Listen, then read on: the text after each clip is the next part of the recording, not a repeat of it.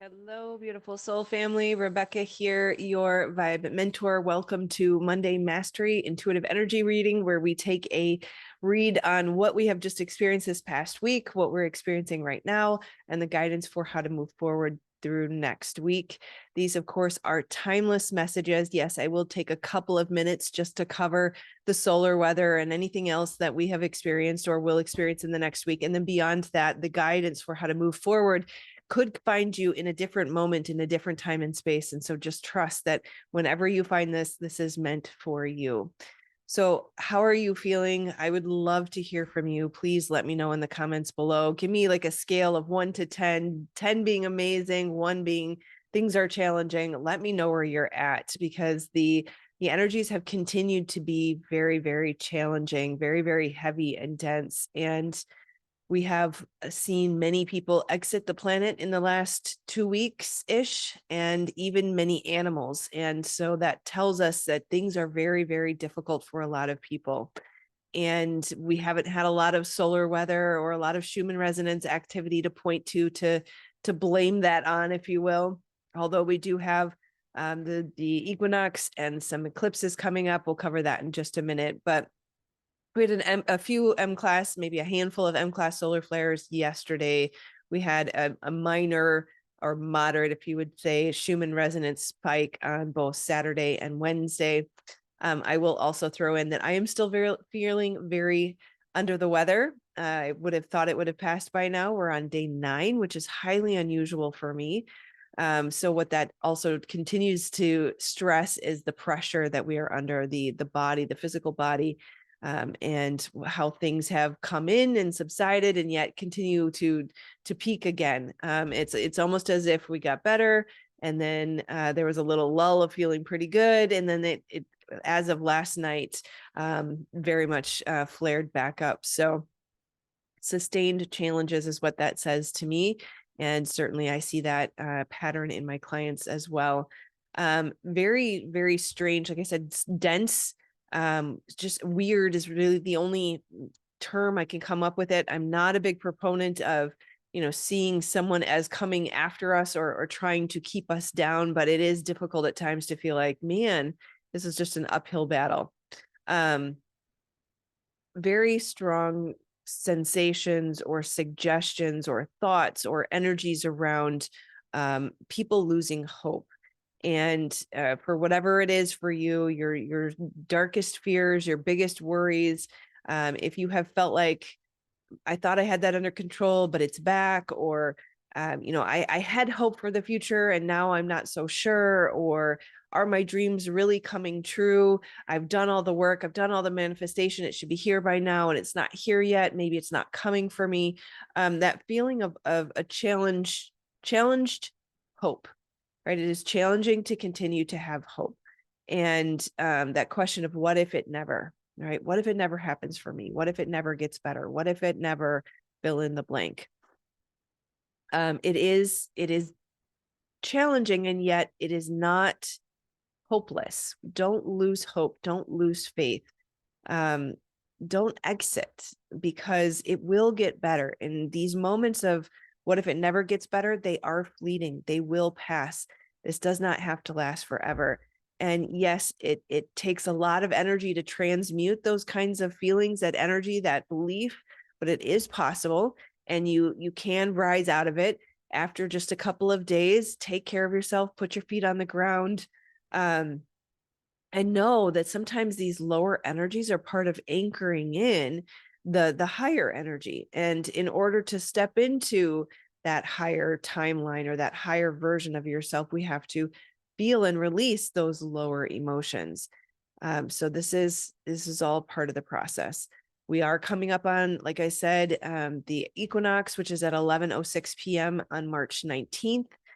That's when the sun moves into Aries, which is when the sun moves out of the 12th house of the zodiac, sort of the wrapping things up, sort of the place of your subconscious fears, the place where we revisit everything that we have been through in the last year. And now we're stepping into the new beginning.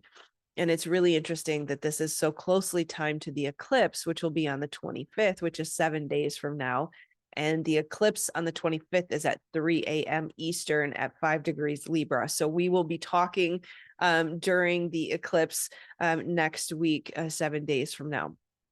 What I also find interesting is that we're in the waxing gibbous moon as we approach the equinox, the new beginning, the first house, the eclipse. And so there's this dual feeling of purging and letting go, and diving into the subconscious, and diving into the fears, and diving into the shadows right before we move into the new beginning. And even this eclipse is about letting go. It's about, I have to touch my nose here for a second. One sec. So the waxing gibbous moving into the full moon is the time of reflection and really looking, what have we learned? How far have we come? Having gratitude for as far as we've come and what we've accomplished, and then really taking stock of how we will adjust our goals. And that leads into a full moon eclipse, which is about letting go and releasing, and something will be eclipsed out of your life. And it's not always on the 25th. It has influences up to 6 to 8 weeks around the eclipse, as well as up to 6 months after the eclipse. So really start to notice and work with the energies of the moon. Take stock of where you're at, take stock of what you're being called to let go of. Likely you already have some sort of inkling of what's on the table, what's in play here, and reflect on how far you've come with that, and let it go with peace. Don't cling to it, and know that the eclipse, what it removes, will also make space for something new and better to come in. Also note too, because we're technically 7 days out from the full moon. Usually a regular full moon you'll start to feel about 3 days before, but we also have the equinox, and that is in just a few days. So we're already in this few days. 18th, gosh, we're in it. We're in it. So the 19th at 11:06 p.m. So we're within 24 hours of the equinox, and so that's already going to be super powerful. And then you have the full moon right on the heels of that. So just know that things might feel a little chaotic. They might feel a little hairy. I like to say I feel like I have a finger is stuck in a light socket. There's just this activated nervous system state and this feeling of high energy. It may be difficult to sleep.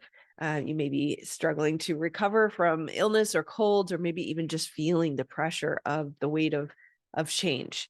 And so it's kind of like we're in this cosmic shakeup where everybody gets shooken up. And it's really interesting because if you think about, let's say, hypothetically, one person down the street is looking to move, and another person down the street is kind of being told or guided, you have to move. And so by this person being forced out and this person who needs a home, there's then, a place for that person to go. And so this is kind of the cosmic shakeup so that everybody can kind of feel a little bit disrupted and then fall into their place.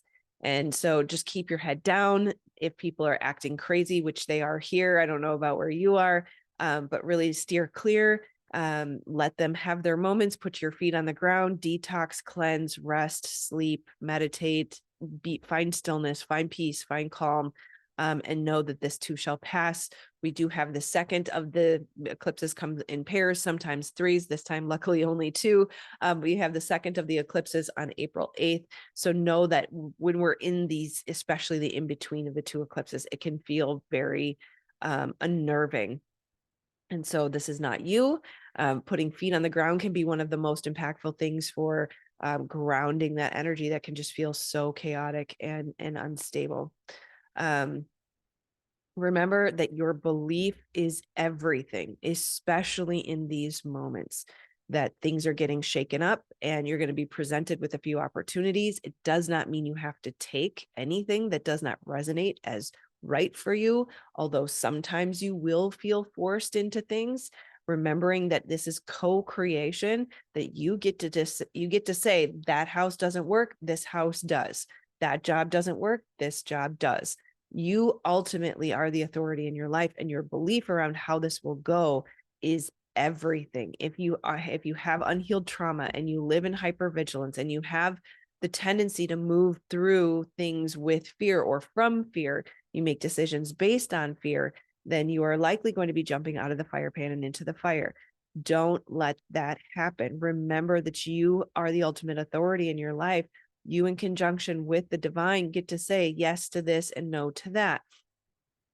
Don't let the ego throw a tantrum, because the ego is going to want to say, well, it never works for me and I have to do this and this is my only option, and wah, wah, wah, wah, wah, right? Keep believing, keep raising your vibration, keep playing, keep having fun, throw parties in the name of gratitude simply because, hey, my tea is warm today. Whatever it is, focus on cultivating that positive, higher vibrational energy. Yes, of course, I am never a proponent of spiritual bypassing or ignoring painful emotions. If something comes up, take the time to feel it, but move through it within a few minutes or no more than an hour or two, and then get back into alignment, right? Find the high vibration, find the delusional belief, right? And when you can maintain that and keep going back to everything's good, I'm taken care of, the divine's in charge, something good is coming for me, my dreams are still coming to pass, that's when things will start to fall into place. And this is kind of like the shakeup, like I said. So notice that it's going to feel a little bumpy, but we want to maintain our belief and our positive perspective throughout this. And then after this, after everything kind of settles and you start to see, okay, this is where we're at, then you'll see, okay, I see how this worked in my favor, right? Remember that you are already free. Stop telling yourself, when I make the money, when the business works, when I get married, when I have kids, when I this, when I that.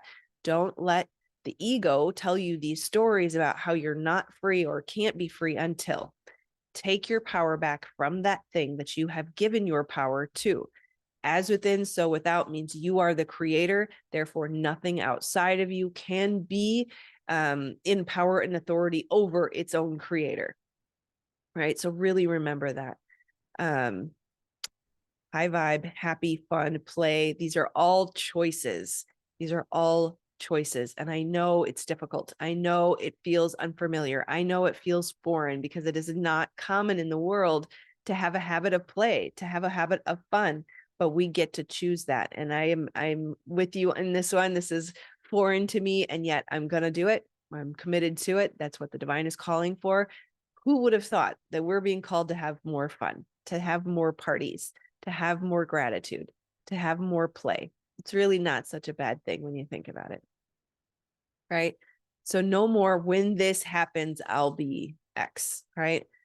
Find the things that you love, like call in guidance, start asking for, how can I play right now? What would make me happy right now? What would be very nourishing for me right now? Call in the guidance, right? For music, or for me, it's music and flowers. I feel so in the zone and so in the flow when I have my headphones on and a good song and I'm creating, it's just flowing through me, right? Another friend who I'm excited to share with you in the very near future, she said she loves to smell flowers when she's feeling activated. So find your thing, right? And then get clear on your priorities. What are you using your energy for? What are you creating? What are you waiting? Are you waiting for something, right? If this, then, or are you creating? Because we're always creating all the time. Even if we think we're waiting, we're creating delay, right? So really get clear on, what are you creating? What is the energy that you want to call into your life? Fun, play, things of that nature, so that you can start to create from that place of alignment, so that we're creating more of what we do want and not more of what we don't want, right? Let go of any guilt or negative thoughts towards yourself. Really start to get intimately familiar with any time you feel a negative feeling. Start to notice, did you say to yourself, I shouldn't have done this, or I should have done that? Release all guilt. In fact, the Course in Miracles says illness is driven by guilt, created by guilt. That if you imagine, I love watching or listening to near-death experiences. And there was one woman who, when she passed through the light and she was on the other side, she sat down on a pond, or next to a pond on a log, and she was sitting next to God. And he asked her, what if it was just you and me? What if everything that we see and experience is literally just us and God? How would you live your life differently? Is there anything to feel guilty about? how do you see God? Do you have the belief in the God who is punishing and who is going to allow you to suffer so that you can learn and grow? Or do you believe that God is love and that any of our suffering really is just coming from our own guilt and belief that we should be shameful or right? So let go of those lower emotions. Just start to believe that God is love and I am one with him and we are dancing this dance together and that the suffering is created by me, which means I can let go of it, right? Nothing that I create can control me. So really let go of guilt or negative thoughts or negative beliefs and just choose to believe in the most optimistic, positive, resourceful belief you can find. Believe in infinite potential. If everything on planet Earth was created by our creator, that means there's nothing off limits. There's nothing that can't be created for you. And the only thing that keeps that from being created for you is your belief. Your belief is everything. So instead of saying, I can't, and cutting yourself off from miracles, start to ask, how can I remain as king by asking questions and let go of any lower feelings or beliefs that cause you to come back down, right? So after finding alignment, then we take action. So when we're talking about creation, what are you creating? If you're going out and acting from that place of I should have, or I feel bad about this thing, or life is not working for me, or I don't have enough money, therefore I want to go create money.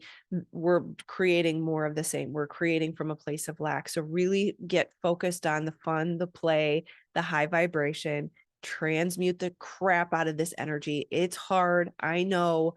It requires lots of effort. I'm in it with you, but we can do this. And when we take a few minutes to sing or dance or play, then we will find that higher vibration. We will find that alignment. Then we will open to the guidance, receive the guidance, then take action, right? So vibration first and inspired action next, right? And then in those moments where you're in the higher vibe and you've found the alignment, find a little bit of stillness, find a little bit of peace so that you can receive the guidance on your next right steps. Remember that improving how you feel is the number one priority, and the rest will fall into place from there. So let's rest, let's play, let's have fun, let's make this life amazing. Let's know that this too shall pass. We got just a couple of weeks here. We just kind of need to keep our head down and focus on maintaining alignment and high vibration, and then everything will just settle into place and we will be on the other side of something new and beautiful. All right. I love you, my friends. Make sure you like, subscribe, and share if you know anyone who could benefit from this. We'll see you on the next one. Namaste.